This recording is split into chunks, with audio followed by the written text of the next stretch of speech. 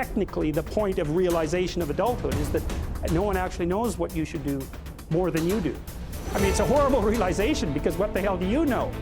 It's a terrible realization, and people will often pick slavery, permanent slavery, to the spirit of the Great Father, let's say, over that realization, and it's completely understandable. But the problem with it is that there's more to you than you think. So if you continue to hide behind that figure, then you never have a chance to understand that there's more to you than you think, far more to you than you think. I want you to think about who you have to be. Because who you've been, Einstein said, the thinking that has brought me this far has created some problems that this thinking can't solve. That in order for this to be an explosive year for you, in order for your business to grow by leaps and bounds, you have to be a different person. You have to die to who you are now to give birth to who you must become. So I want you to think about that. What radical change will take place? What will be different about you?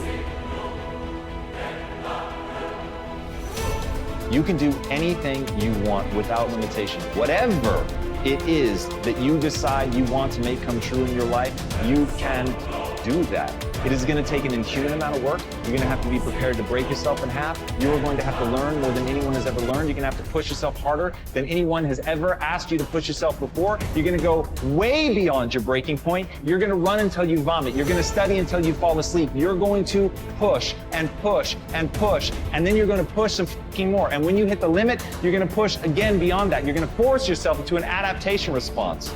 And why? Because as Malcolm X said, the future belongs to those who prepare for it today. We do have a purpose. We may not be perfect people. We may not have perfect situations, but we are still significant nonetheless.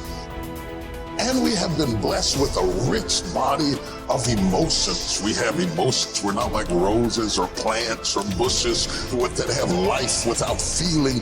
We have feelings, and when we use them properly, they are very effective in motivating you toward your destiny.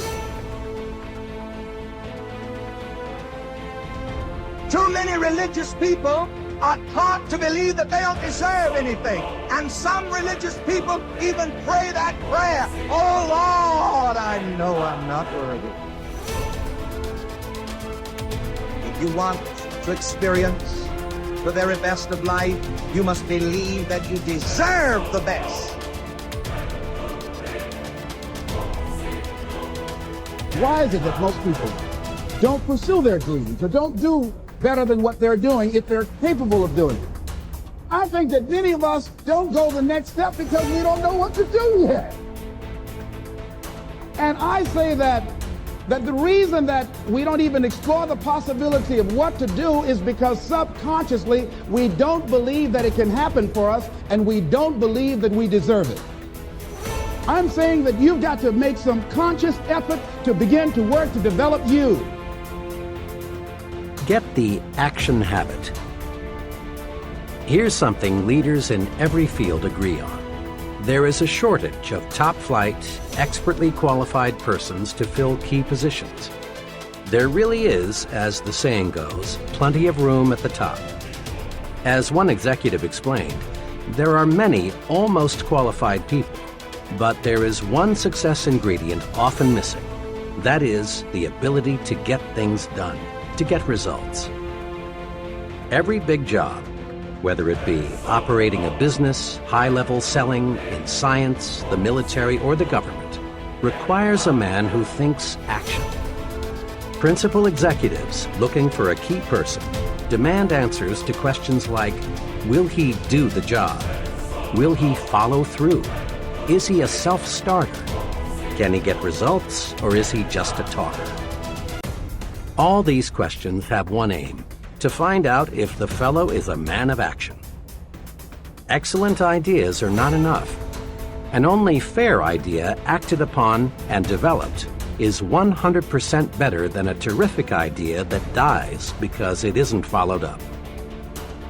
The great self-made merchant John Wanamaker often said, "Nothing comes merely by thinking about it." Think of it. Everything we have in this world, from satellites to skyscrapers to baby food, is just an idea acted upon. As you study people, both the successful and the just average, you find they fall into two classes. The successful are active. We'll call them activationists. The just average, the mediocre, the unsuccessful are passive. We'll call them passivationists. We can discover a success principle by studying both groups. Mr. Activationist is a doer. He takes action, gets things done, follows through on ideas and plans. Mr. Passivationist is a don'ter. He postpones doing things until he has proved he shouldn't or can't do them, or until it's too late.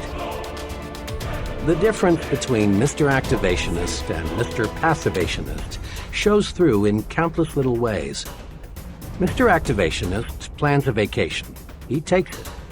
Mr. Passivationist plans a vacation, but he postpones it until next year. Mr. A decides he should attend church regularly. He does. Mr. P thinks it's a good idea to go to church regularly too, but he finds ways to postpone acquiring this new habit. Mr. A feels that he should drop a note to someone he knows to congratulate him on some achievement. He writes the note. Under the same circumstances, Mr. P finds a good reason to put off writing the note, and it never gets written. The difference shows up in big things, too. Mr. A wants to go into business for himself. He does. Mr. P also wants to go into business for himself, but he discovers just in the nick of time a good reason why he had better not. Mr. A, age 40, decides he wants to take up a new line of work. He does. The same idea occurs to Mr. P, but he debates himself out of doing anything about it. The difference between Messrs. Activationist and Passivationist shows through in all forms of behavior. Mr. A gets the things done he wants done, and as byproducts he gains confidence, a feeling of inner security, self-reliance, and more income. Mr. P doesn't get the things done he wants done because he won't act. As byproducts, he loses confidence in himself, destroys his self-reliance, lives in mediocrity. Mr. Activationist does. Mr. Passivationist is going to do, but doesn't. Everyone wants to be an activationist. So, let's get the action habit.